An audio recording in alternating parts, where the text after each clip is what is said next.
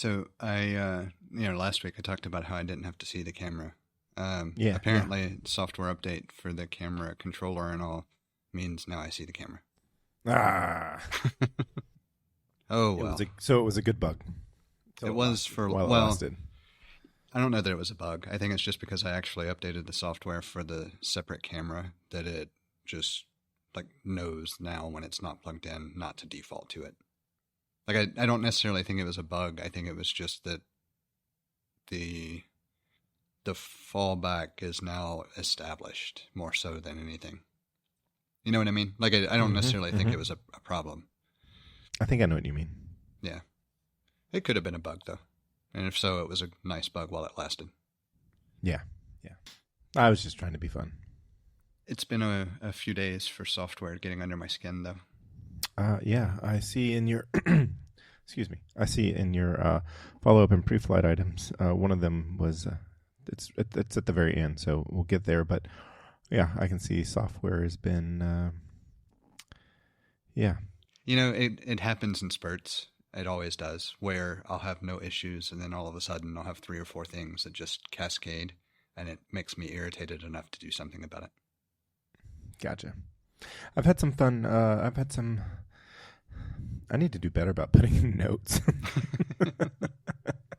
I just think of it's what is shower thoughts, that sort of thing. Same thing happens when you're mowing. You have all these great thoughts because those are 2 places. Like you're in the shower because typically at this point it's now a place where you can take a screen in there with you and do something. But it used to be for a long time, for folks as old as us, born in the 20th century, it was a place where you were alone with your thoughts. Same thing with mowing. Now I'm trying to remember how I used to listen to podcasts. I don't know. I just I listened to I remember listening to Hypercritical. I didn't listen to all of Hypercritical this way, but I remember listening to a lot of Hypercritical while mowing the lawn. So when podcasts debuted, you could sync them to the iPod. Oh yeah, via iTunes. Hypercritical was in the 2010s, so I was listening on my iPhone. It was post iPhone era. Yeah, but no, I started listening to the Macworld podcast in 2005. I started listening to podcasts definitely in 2005 for sure, because I had an iPod, and I watched all of the episodes. Well, at least the first few years, every episode of the very first video podcast, which apparently is a new feature in podcasts. or it's rumored to be a new feature. There's rumored to be the new video podcast feature or video feature in the Apple's podcast app in 26.4. I haven't paid attention, but if they weren't doing it soon, they had to be, because YouTube's been making a push on the podcasting side. So what I guess what I'm trying to say is that I know that I saw the feature, and I used to look at the Mac, at the rumor sites every day. When I worked at Apple, I looked at the rumor sites every day. And when I stopped working at Apple, I stopped doing that. And, I'm sure there were years that went by where I didn't look at macrumors.com. But recently I looked at macrumors.com and on maybe once a week. And so now I don't remember if I saw I'm just looking. I'm there looking not because I'm excited about something. I'm like, when are you going to fix your software, man? Tim Apple. He's the man. Yeah, it'll be after his retirement. I think there'll be some fixes coming in soon, because he's, he is known to not be a product person, and let the other people do product stuff. And there are certain people that are gone that, there are a few people that are gone that I think that we'll start to see something. I think in the 27 OSs we'll see some slight movement, but yeah, I do agree that the big stuff is going to happen after he's gone. It could be worse, but we're all hoping that it's not. I did at least start listening to the end of the year episode of the talk show. Yeah, I'm about halfway through the year. It's good. Was it Renee Ritchie? I can't remember. Yeah, it's Renee. Because I think last year it was Merlin Man. Anyway, what I was saying about I know that I looked at Mac Rumors recently, and I saw that feature for the podcast app, and now I can't remember if it's there already in 26.3 or if it's rumored for 26.4. I can't remember. You would think as someone who actually, in theory, runs a show for the amount of, effort that takes, that I would be more versed in features that would affect potentially running the show. But I don't. I mean, I'm pretty sure it's the whole. I don't know places in this. I don't know the names of, cities in this metro area because I don't want. It was a purposeful thing. Like I feel like it's a purposeful. Like you probably are having to work at not knowing these things. Probably, and part of it, in fairness, at least to me, excuse me.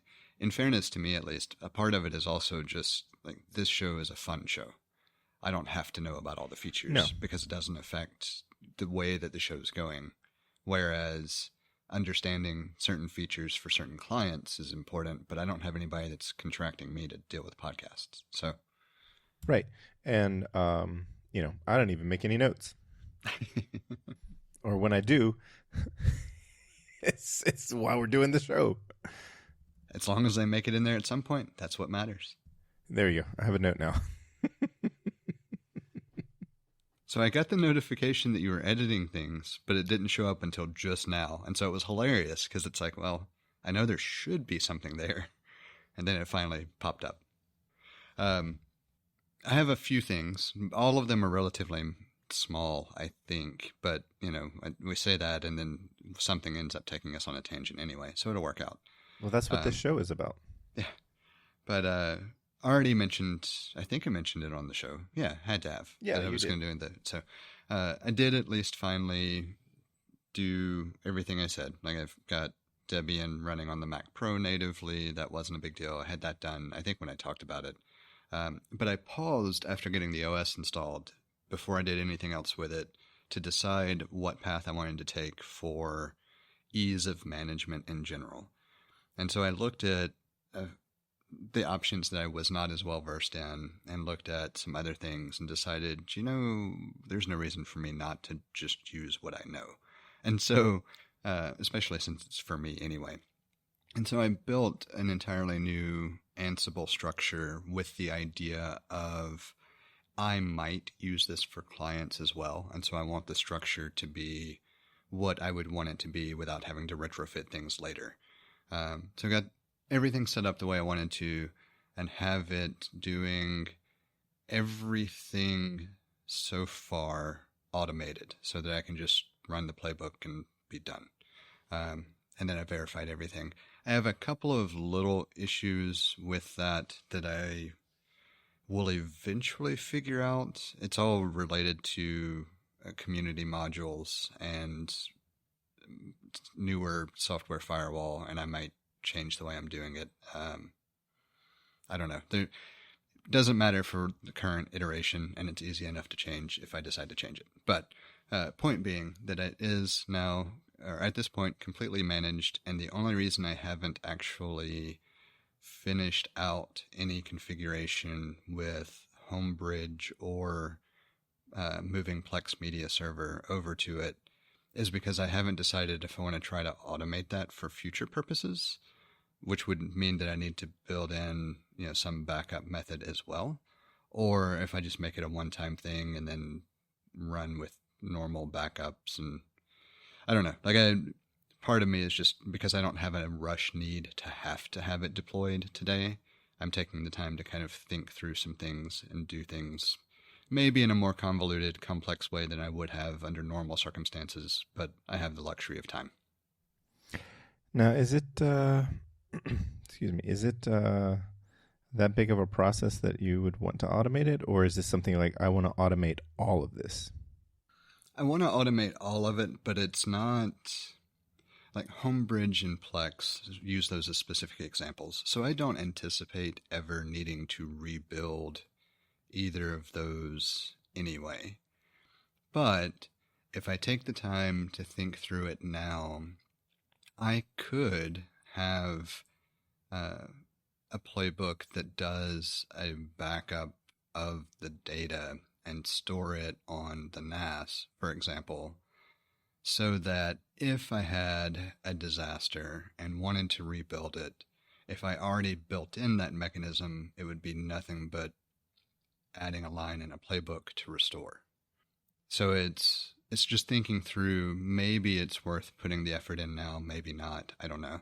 And part of it is I just need to look and see what the mechanisms for both the Homebridge data and Plex Media server data look like today. Because the trick with the Plex one is I would be migrating from a Mac OS install to a Linux install.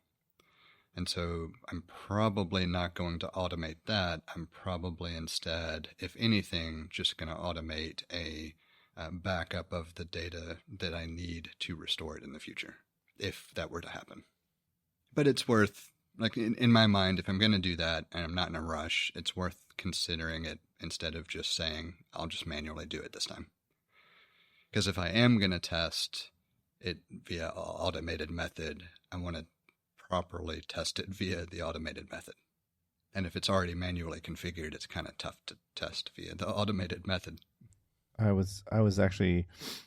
have been using various LLMs to understand this work and what it looks like and so forth. And it didn't, maybe hallucinating, but it didn't seem to be a problem. And I've had some good luck with I've had good luck with them lately.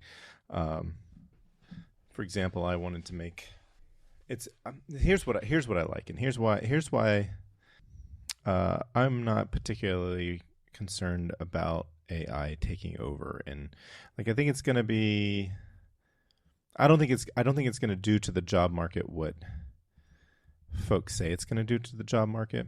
I just don't see it being as big a disruptor as some people are thinking it's going to be. And there's not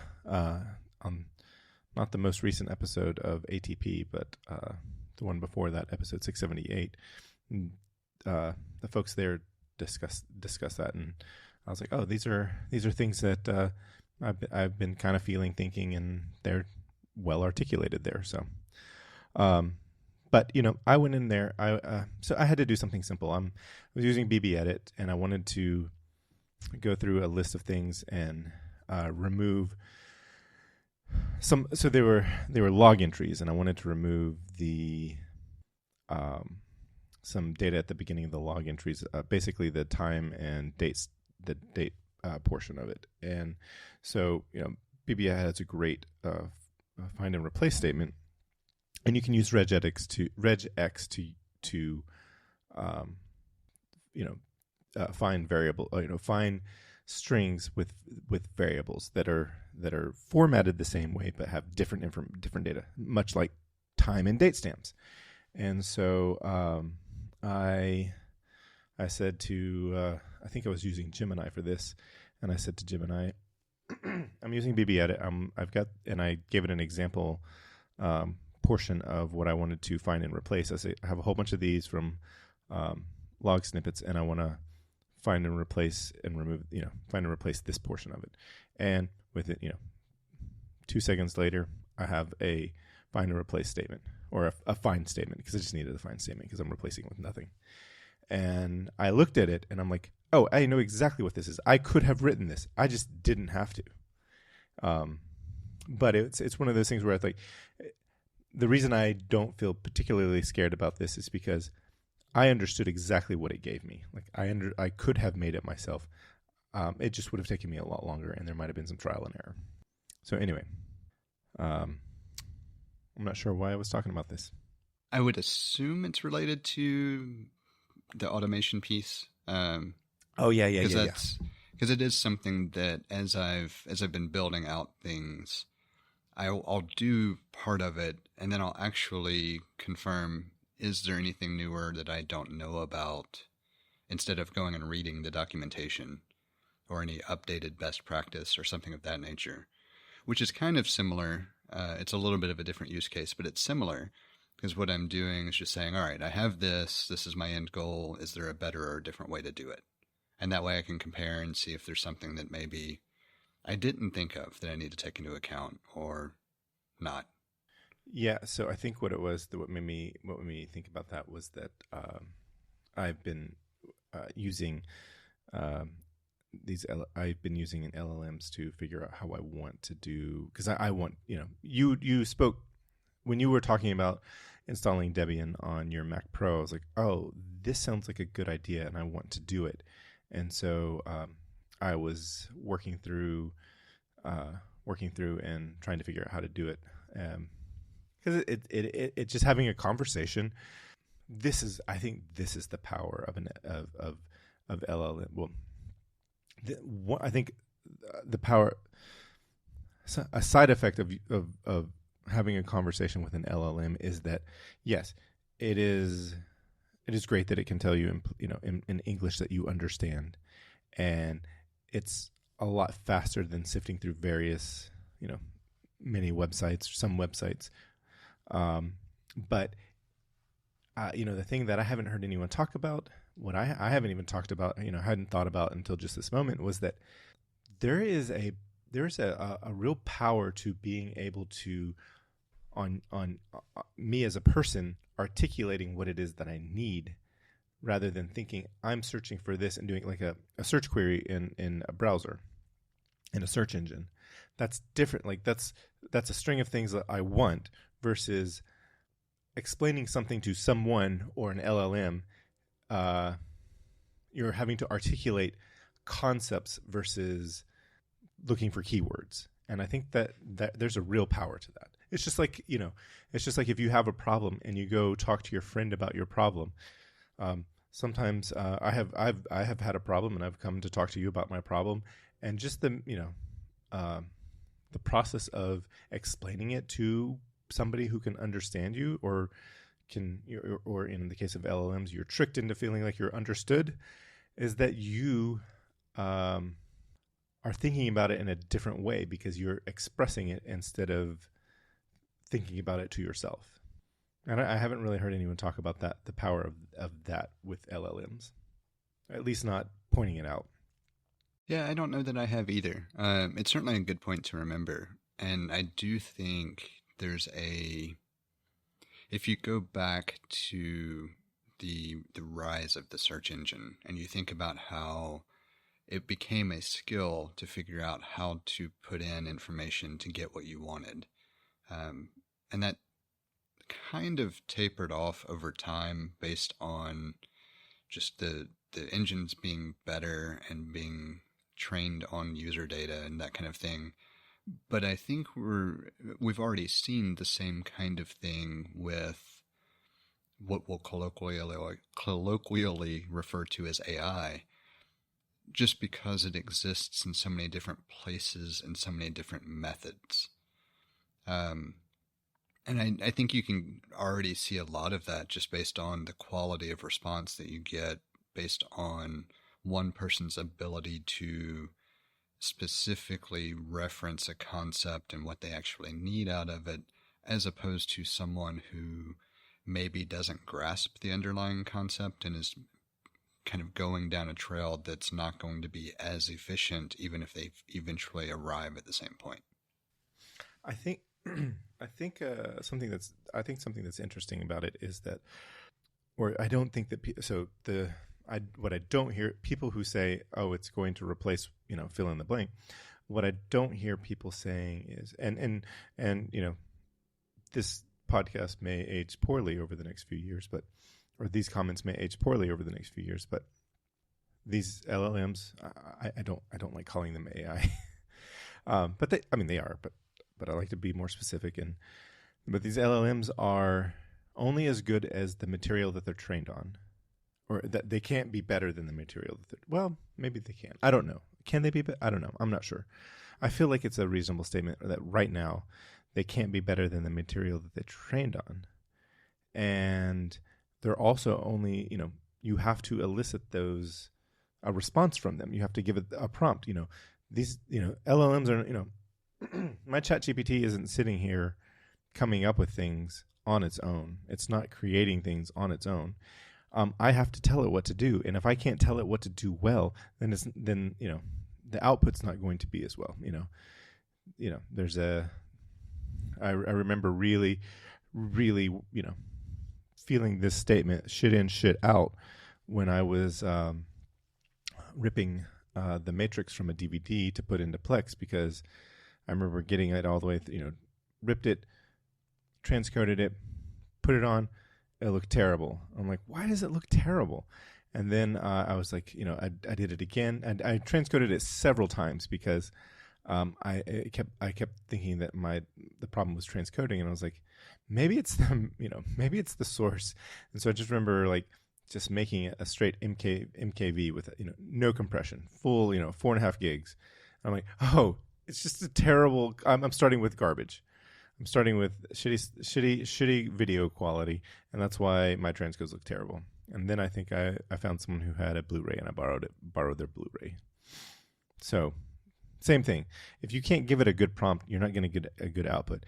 And like I was looking at the regex that Gemini gave me for the find in BB Edit for those log snippets, I was, I knew that I was like, oh, I know that this is going to, like, I know how to make this work. Like, I know how to take this and put it there. Like, I don't have to figure out what's going on. And I suppose, well, you'd have to know that BB Edit has this feature, and that you would have to know to ask it for that. And so there's that. And then I've heard on, I was listening to, so there was a bit of a kerfuffle around this, but there was a Cult of Mac podcast, and it was original. So there was the podcast was called Cultcast, and it was in partnership with the Cult of Mac, and the guy who was who started and hosted the Cult of Mac podcast had a death in the family and had to step away for a few months, or chose to step away for a few months. And then I guess the boss at Cult of Mac was filled in for him, and then decided to, there's a couple of episodes, one from each point of view, and they're not that different, but the Cult of Mac decided to make their own podcast and separate from the Cultcast. And where was I going with this? One of the contributors, I guess, I'm not sure if he's a freelance writer or if he's a staff writer, but one of the writers for the Cult of Mac discussed using, like, he's not a programmer, but he vibe coded his way through creating this fitness app, and it's a really good app. And one of the things they were saying is like I had to go, I had to watch videos. Like I had to learn these APIs to know what I was, you can't just say I want to code that, I want to make an app and do this to, with Claude. You have to understand what the APIs are doing. You have to understand what tools you need, So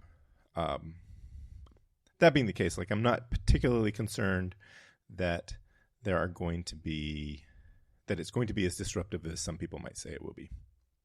That was a lot to say that. Yeah, I still haven't made past judgment. I do see it's one of those general things where I see both arguments pretty well, and I think both arguments have some significant merits, but I think we're too focused on what we think of as like the things that would be replaced, as opposed to the way it's going to be interwoven in, if that makes sense.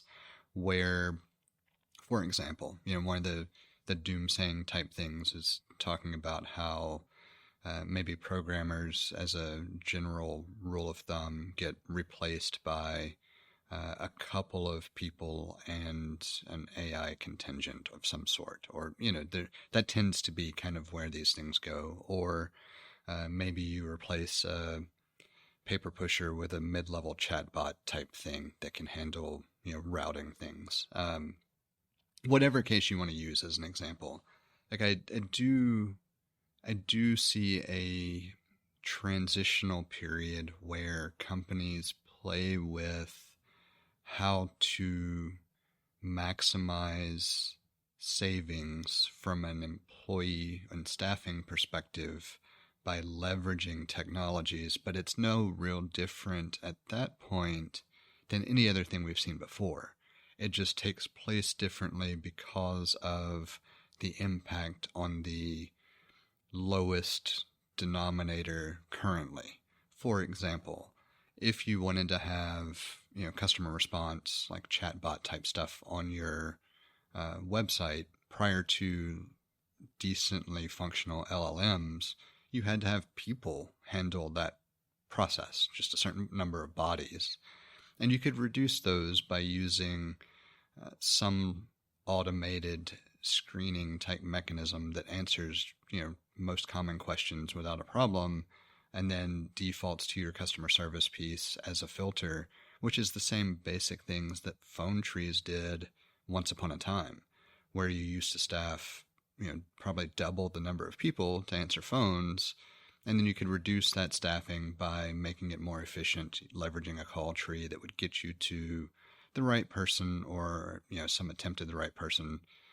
And of course, we've seen problems with that as well. But the point is, everybody always wants to say technology is coming for some subset of jobs, and to an extent that is true. It's just that it also changes the landscape in a way that introduces new things with it. And that's the part that most people want to forget, because now, sure, you might replace a handful of people who are answering questions at the front line with some automated messaging service, as an example, but then you could also create the same number of jobs with people who are configuring and selling these services to specific niche types of clients, where maybe you specifically create your own version for solar energy like manufacturers or something, and so it's far more tailored to their needs than a off-the-shelf solution that's a general customer service option. So there are multiple ways you can look at it, and I do see where there's concern for some things. For example, shifting gears ever so slightly, but thinking about how easy it is to generate content as opposed to how difficult it is to actually shoot content. Shortcuts are certain to be there and be made, but you do the same thing between practical effects and visual effects. And it's, sure, you don't have the same skill sets and all with practical effects. It requires a different set of skills to do visual effects well, but the transition there created a whole different level of job and interaction in the industry and support staff and everything else. So right now, the panic is there because it's something that's a little bit newer, a little bit less understood.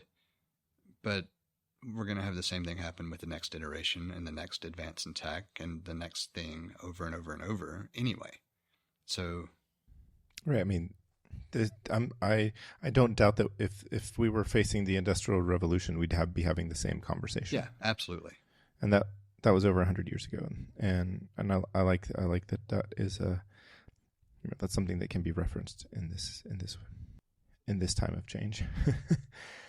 But it's kind of one of the comparisons that was discussed on that episode of ATP was that programmers today, it's like you think about there was a decent analogy to manufacturing of comparison, and if you look at the programmers of today, it's like they work in a mass-produced furniture factory, and you have a few artisan furniture makers, and guess what? At one point in time, all furniture was artisan made, or if you couldn't afford furniture made by somebody else, you had to make your own furniture. And so now that we have IKEA furniture, which is a lot of decent furniture for that's inexpensive, you can still buy high quality handmade furniture. One of my favorite YouTube channels is is an artisan furniture maker. Like his style, makes cool stuff. I mean, and I think his most expensive piece he sold was like a table for $19,000. That's a lot of money. So it's still out there. It's just that, I think, software will still be out there. Like there will be handcrafted artisan software that's still out there. It's just, that's not what most of us are going to be using. So, and as a point of reference, I don't if anything, there are more people buying, there are more buyers of the percentage or the ratio of those who are purchasing that fine furniture, artisan handcrafted furniture is greater than the furniture maker, and so I think that only helps. So I think the real problem is that corporations don't care about employees. At this point, they don't care about customers to the extent that they call them consumers. And it's kind of like they're angry at the consumer that they're in the way of them getting their money. And, that's a whole other thing that we could talk about, or we have talked about. But there is a hostility. Corporations have a hostility towards its employees and its customers or consumers. I'm sorry. Customers are no longer a thing. And I think that is the bigger problem. And it has nothing to do with AI. It's that corporations are just, using their resources, all of them, their first party resources and their third party resources for short-term gains. They just want to see their bottom line go up at the end of the quarter. That's it. Yeah, we've certainly talked about it plenty of times, and we could easily go into any number of tangents about the way companies are run. The easiest way to summarize it, though, is that what we see consistently is the exploitation of resources for greed. Mm-hmm. Mm-hmm. The other day I told my mom, I was like, don't expect customer service. I mean, you got a problem, yeah, you got to work with the employee there, but don't expect like customer service the way you used to. Like that's not a thing anymore. I was like, I guess the expectation to have is that you go to that employee with the problem that you have, and then you try to help them solve it. You have to team up with them. You can't expect them to take care of it. And I think that it still exists in some places. It's just not as ubiquitous as it used to be. Yeah, well, you're not going to find it at McDonald's. No, and I can't blame them. Like I have, it's like they're in, we're on. It's kind of it's like I have more in common. I have more in common with the McDonald's employee that's there to, fix my problem than I do with the whoever made that whatever policy that's being problematic. Or shoot, they didn't. I was whoever made the app and let me order a McRib, and they didn't, and that store didn't have McRibs, and they said, "What can I, can I get my money back?" Guess what? There's no way to request a refund in the app. Not at all. There's. I mean, it is a one-way street for money. There is no customer service in the app unless it's just there's a corporation. It's like it's really no different than our government. It is hostile towards us because we are in the way of the power that it wants, the money that it wants, and it's really frustrating. I don't have a segue from that to anything else. So we can talk about your Mac Pro update. Well, we already talked about it. That's what took us into the AI stuff. I feel like I didn't get what I wanted from it then. Well, what were you looking for? I guess I thought you were going to tell me more about how Debian is running on your Mac Pro. Natively. I mean, how much better it is than... Yeah, I mean, I don't know that I have anything that I would report on it. It's exactly what you would think. The hardware is far more capable of running the Linux distribution without a problem than it was with running the bloat that macOS leveraged on the same hardware. But I mean, if you've worked with Linux at all, you kind of understand the difference in the way it's going to run. Like that's where I don't know that I have any. Like if you had no Linux experience, you wouldn't have a frame of reference for what you would think, and it's exactly what you would think. That's probably the best way to describe it. I follow.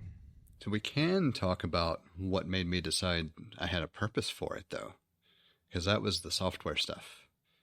Because I did not plan to move Plex to that server. Yeah, because I remember saying something to I remember when we talked about it, I had mentioned, I said, I know that, because I had looked at that and I was like, I know that Plex runs on Debian. So what was your? So I don't know what was the motivator. Yeah, I don't know which update. So if we go back over the past year and a half, however long it's been that I moved Plex from being served off of the Synology to the Mac Mini for other reasons. I've had multiple instances where it's become problematic for different reasons.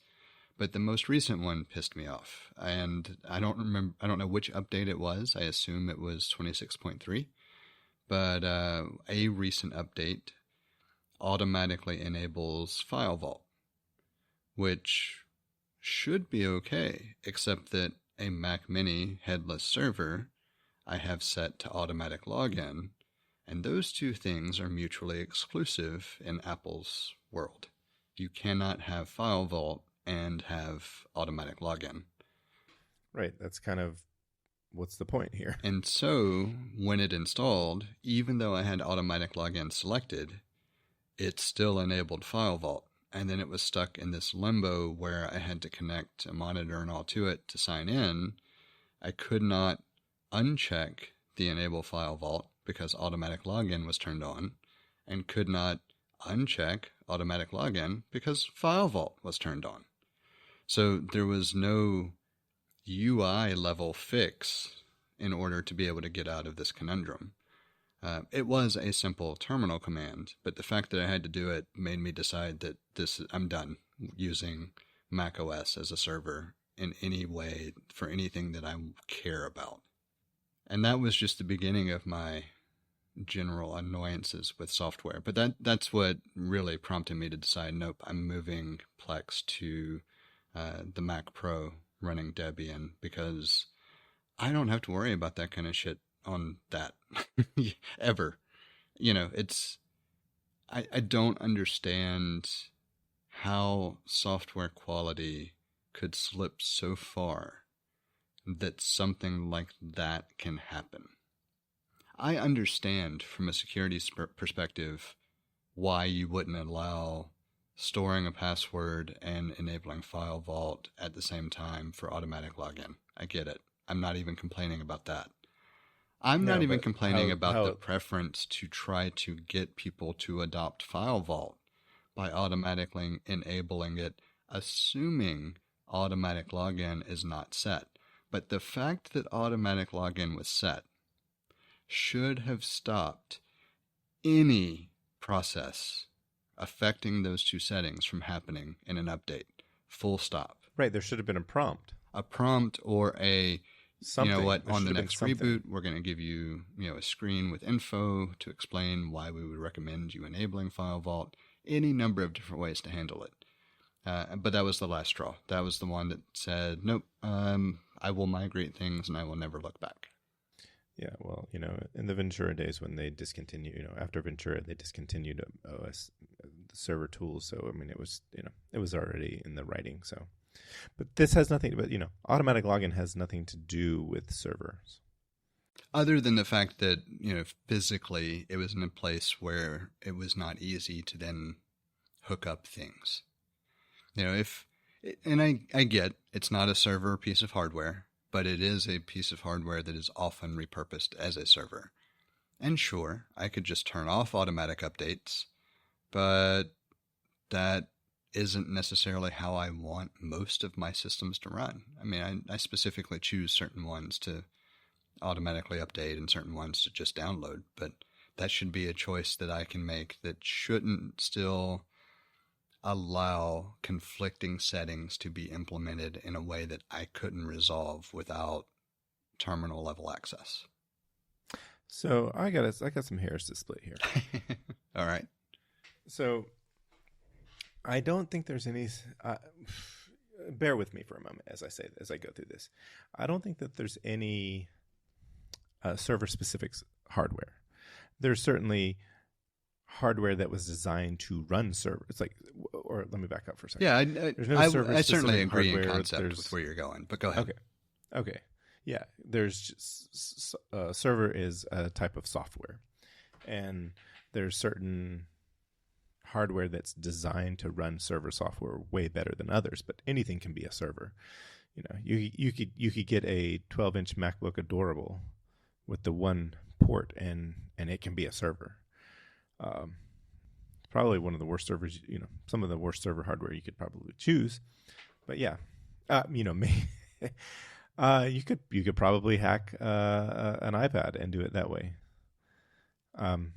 Anyway, I think you would agree with that, and it's just that Mac Mini makes a really good small server.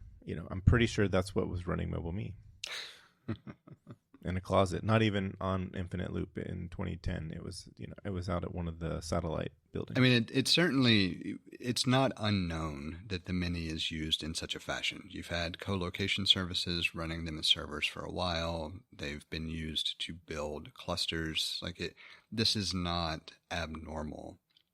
The part that's annoying is knowing that, and knowing that there are certain use cases for that to be the case, that makes the slipping through of this setting conflict even worse than, no, we don't design anything used as a server. It's all just, desktop software, and we implement things that negate any concern for how it might be used. That's more the issue than it is anything else. Well, I mean, if you have the setting automatic login, that's not related to servers at all. No. Yeah, do servers do that? Yes, but there is automatic login. It should. I mean, how many grandmas and grandpas are out there that have automatic login, and they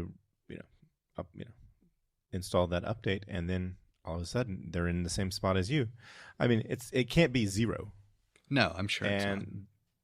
And so they're not, they just want to go onto Facebook and rant, I don't know. They want to look at pictures of their grandkids, and they can't log in because they got into the same loop as you. And if you're going to have a setting, that's I mean, it's either, I would call it a bug, even if it was something out of, it was an omission to not.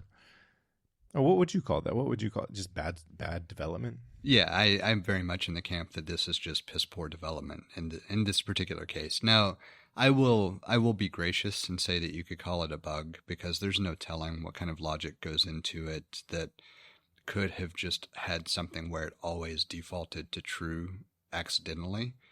And I get that can happen, but the ramifications of this one and the fact that wasn't flagged in some level of testing prior to distribution to the mass market is just absurd. Yeah, how did that get through QA? Somebody pushed it through. I mean, we've also, if you've been around software enough, you know that you can never count on things being caught in the way you expect. There can be problems with tests. There can be problems with any number of things. So it's, at the end of the day, as a person who runs it as a server, in theory, you should not be doing automatic updates anyway. You should be manually logging in and doing them. And that's a good administration rule. It's a best practice. But when you're talking about something that's not critical, and you're talking about something that for the most part you're not concerned about it being problematic because the types of things that would happen in an update generally aren't going to affect what it's used for.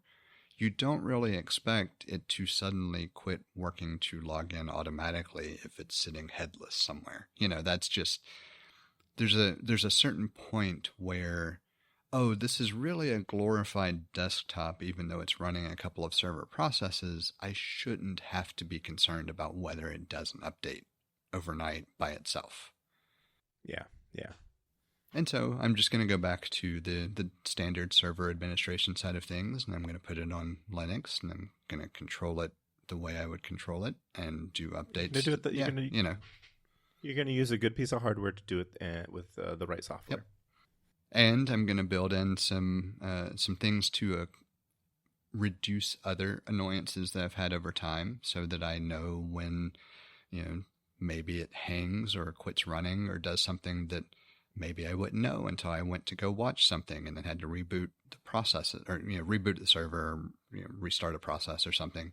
I'm just going to automate a lot of that shit because now I can. Yeah. The other thing, because I've been running a Mac Mini as a headless, I hesitate to say server, but it was a headless computer that was doing some sort of, I guess you could say it was kind of a file server.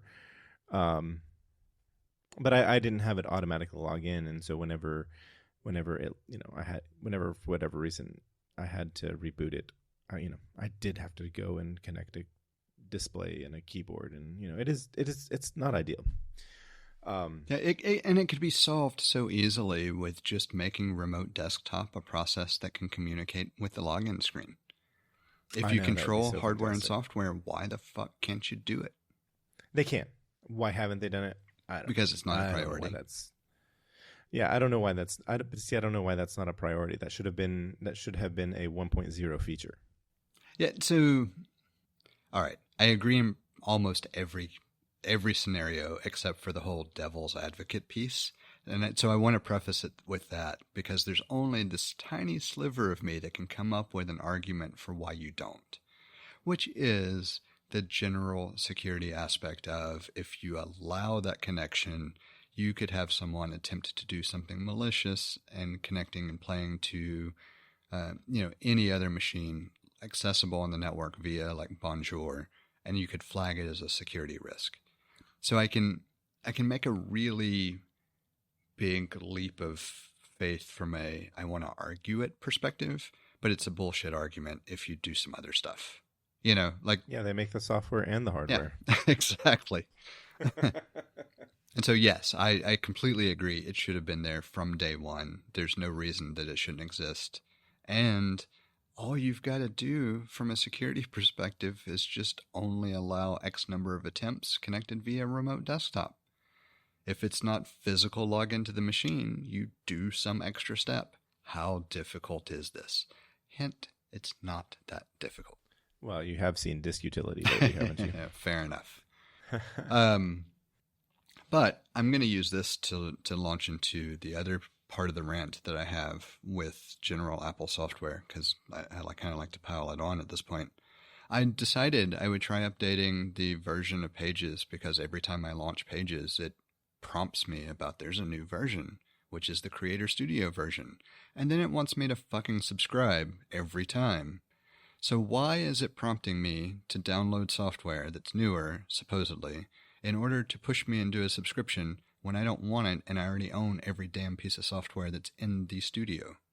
Remember earlier, like a few minutes ago, when I was like, "Oh, I know. You're a consumer." This and, is very much this is some really piss poor shit on Apple's point. I can forgive so many different things, but when you have this cascading level of nickel and dime your end users, I get pissed fast. Yeah. And it makes no sense. Yeah. Because if I already have the software and you know what my purchase history is, you know what I'm likely to buy and everything else anyway, and we can pretend all that data doesn't exist or doesn't feed into decision making, but it absolutely does in some way, shape, fashion, or form. You know, I'm not going to buy your Creator Studio. I'm not going to subscribe to it. There is nothing about my usage patterns that even remotely comes close to me being a customer that you're going to get to subscribe. Even if you do the absolute bare minimum and only understand my Apple first-party app usage, I guarantee you can look at it and say, that's not a target customer. And I understand the idea of prompting me to let me know there is a new version of the app. And hey, maybe I want to go look. But then, if you know all of this other stuff, why does it do it more than once? Like, let me know. Maybe even point me to the App Store for more information. But every fucking time I open the app, don't prompt me about a newer version.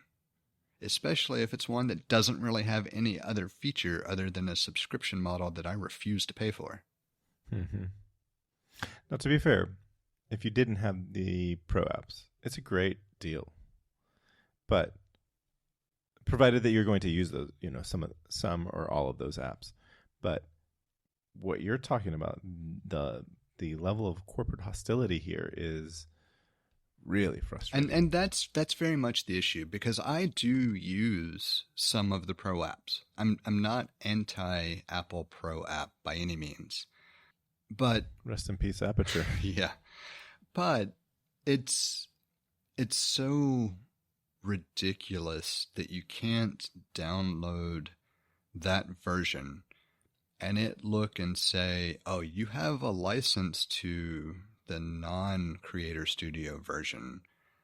When you launch this new one, I'm just going to launch the old one because you have it and it's installed. Or give you an option to say, you know what, I want to subscribe to the bundle for whatever reason, or you know what, I am not interested in subscriptions, default to the non-subscription version.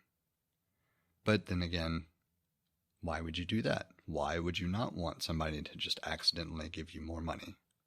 I don't know. Everything about the rollout has just annoyed me, not necessarily because of the model. Like, I actually have no problems with the model of the Creator Studio bundle being a thing and the standalone apps being a thing.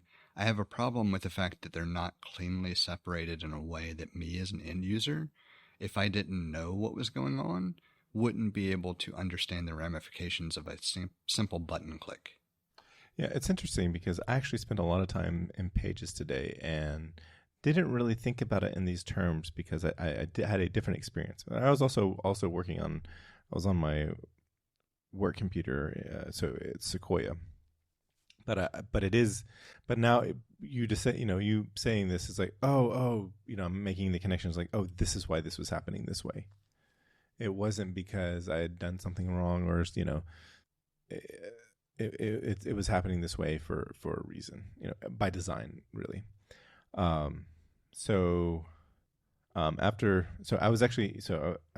don't use Pages a lot, but I was using it a lot today because I was trying to take something, I was trying to recreate something for work, and it's an interesting situation. So I opened the old version of Pages and was working in the old versions of Pages for a while. But let me back up a little bit because I have the new version of Pages on that computer as well. Because after it came out, I did open Pages because I needed to look at something in Pages, and it said my macOS told me I needed to download the new version of Pages, not the old version. So I downloaded the new version. I'm like, okay, cool. And because I knew that the subscription is for the AI features, and that you can just keep using Pages since I already have a license for it. So I remember downloading it, and then I don't remember using it that day. I can't remember what I did. But today, when I was using Pages, it was the old one, and I didn't even think about it until I went to double click on a Pages document in Finder, and it opened in the new Pages. And I'm like, why did it open in the new Pages? And And I realized, oh, I can use the old pages too. And I'm like, why couldn't the other day when I tried to open something in the old pages, it forced me to download the new one? I was like, that's, it confused me for a bit. And so, I mean, I guess I could just delete the new version. Well, if you do, it's going to prompt you every time you open the old one that there's a new one available. I'll just go ahead and forewarn you. Like it's one of those things where if you have them both downloaded and installed, it's less hostile towards you, but it takes up more space, which is, in my opinion, more hostile to you as an end user because of Apple's SSD prices. Yes, exactly.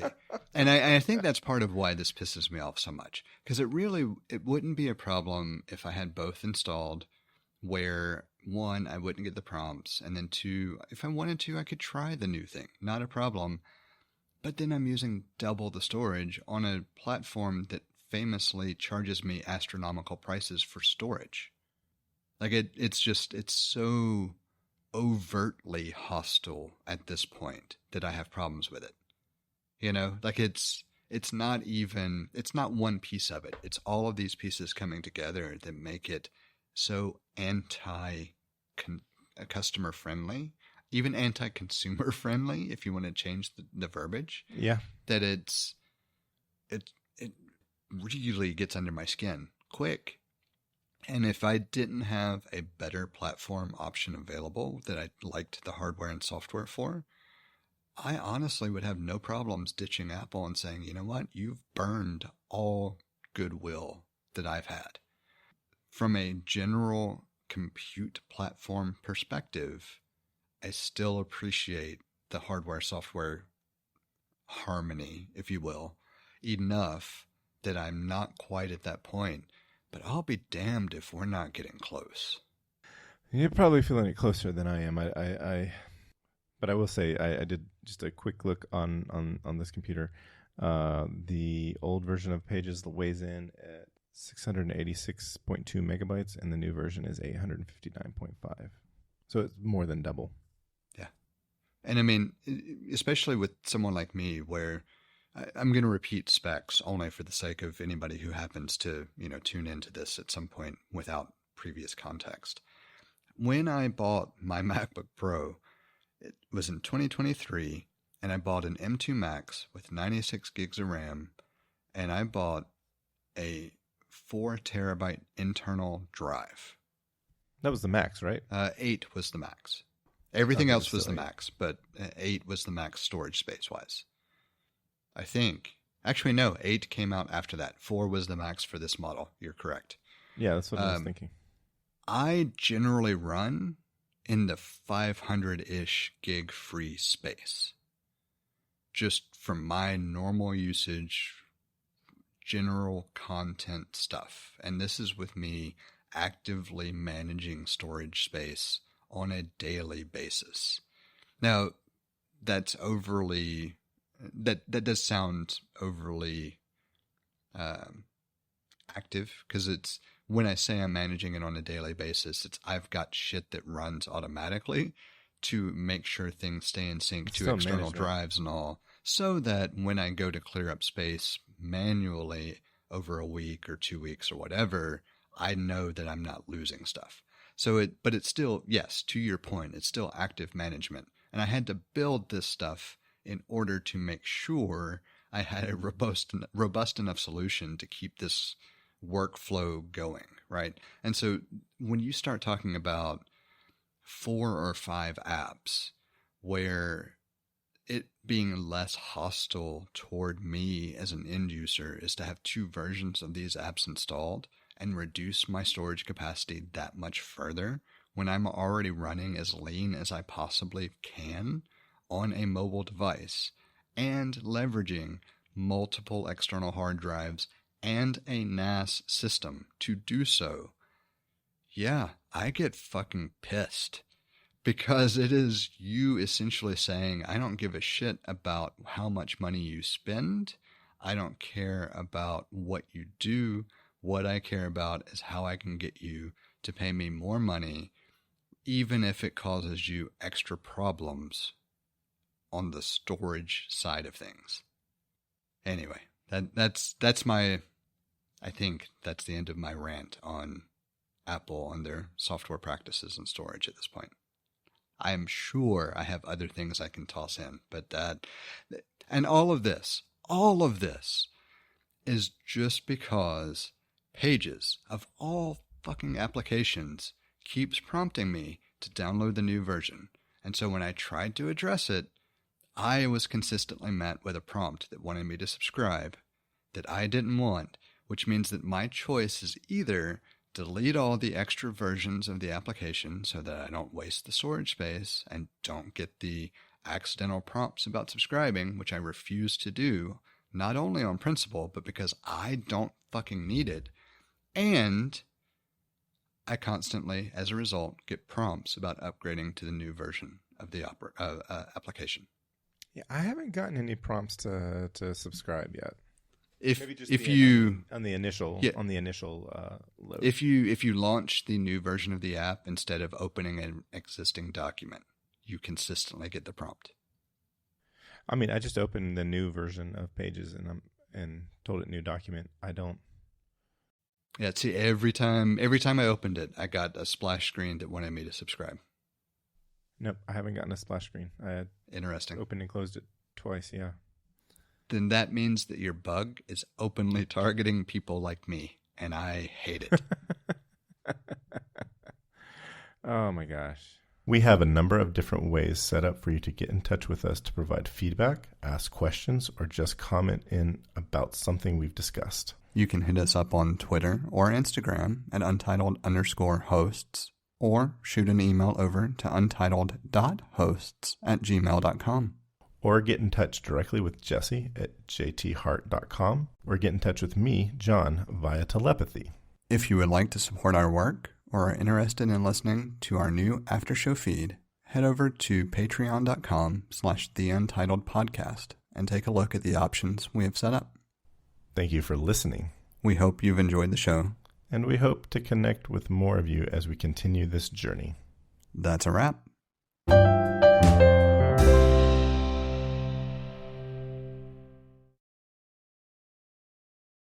Apparently, I'm an athlete.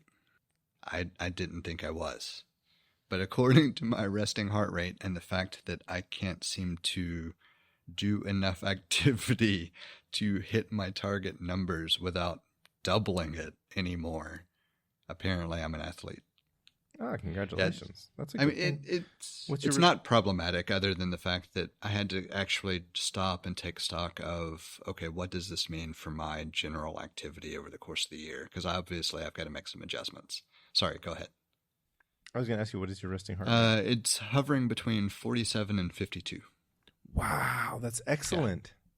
Yeah. There's a current running joke in the household as a result, because I made a comment, like when we go for a walk together, obviously between men and women there are differences in resting heart rate and active heart rate and everything else anyway. There are plenty of charts out there.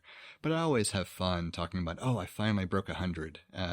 And then my significant other will be at like 150 at that particular point on the walk. And it's not quite that extreme. I'm making it an exaggeration for the illustrative purposes. But there is a big enough difference that's just kind of funny. And because it goes beyond just that, like because of my activity levels in general, it'll spike, but then the return to a more baseline or more restful heart rate is quicker for me by a significant margin than for my significant other. And so it's just kind of an ongoing thing. And I ran across an article, I think it was targeting runners, because I think it was like a marathon blog or magazine or whatever, but it was talking about resting heart rate levels and age groups and everything.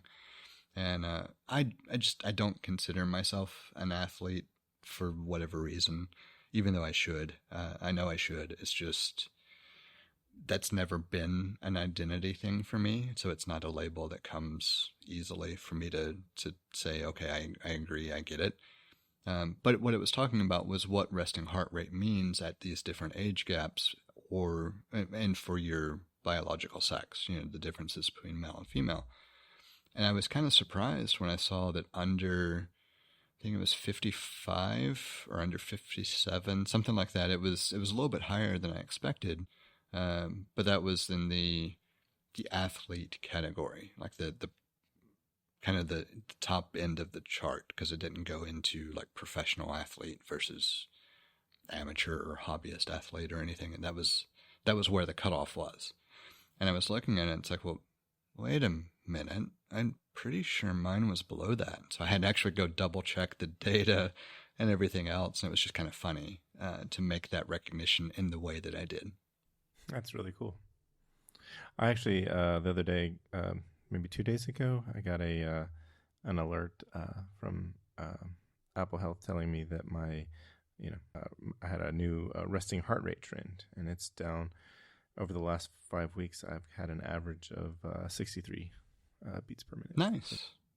Yeah, I was excited. I mean, about certainly that puts you squarely in the above average category, doesn't it? I think. Mm-hmm. Yeah. I think so. I would expect so. I think so. I don't remember. I'd have to go back. I can find that article and send it to you, because it was at least fun to read over. But I'm pretty sure that's above average, because the average adult male in our rough age bracket, I think, was 60 to 70 or maybe a little bit higher. But it was higher than I realized, I guess, because I've always had a lower than average or a better than average resting heart rate. I just never really paid as much attention to it. But I didn't realize how big the gap was. I remember when I noticed that it was 70, like when my average heart rate was 70, I was like, that seems high. And then I was like, no, that's normal for your age and lack of fitness at the time. And so I had this really interesting experience this week where on Saturday I went for a walk. It was a 2-mile walk, and I've noticed that you've been logging some 2-mile walks out there. So that's awesome. I don't remember, just recently I feel like that you had been logging some longer walks, and so I'm glad your ankle's all, more or less good to go. Yeah. Yeah, it's been interesting over the past month and a half, 2 months. So I've intentionally pushed harder in certain activities because I feel more comfortable structurally and, just working muscles differently.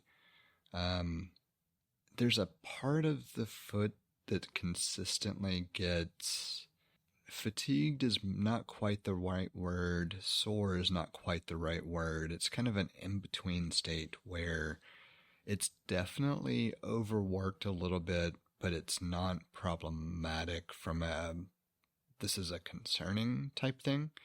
And I really do think it's more just I'm more comfortable allowing certain activities to happen, and so I'm feeling the ramifications of the smaller, more difficult to work with stabilizing muscles and all being worked harder as a result, I guess is the way I would describe it.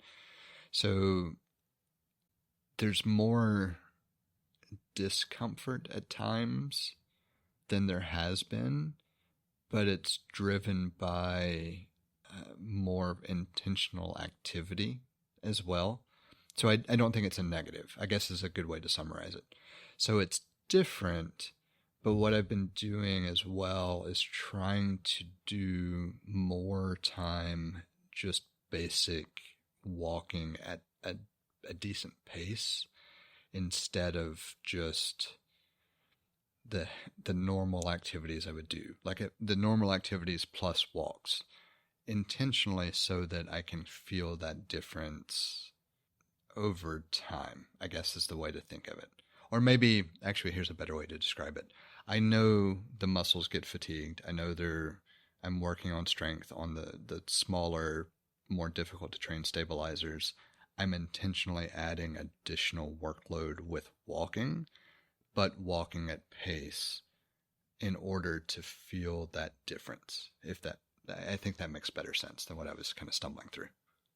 So yes, it's been in a functionally everything feels fine. I don't feel like there's any problem. It's now me walking the edge between how far I can push and still recover, and when I push too far and have to back off. Hopefully that made sense. Yeah, no, it does make sense, and I'm glad. That's awesome.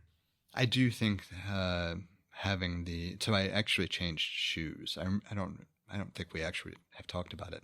I got rid of the Asics and picked up a pair of Brooks after talking to a couple of different people in the industry and learning some more about part of why it would make sense, and learning how to tell when the shoe is no longer providing the support that it should support. And they actually showed me with the other shoe how it was compressing in a way that it shouldn't to provide the support that my foot needed, which I think has also made a difference for me being able to do the longer walks without feeling any negatives. That's cool.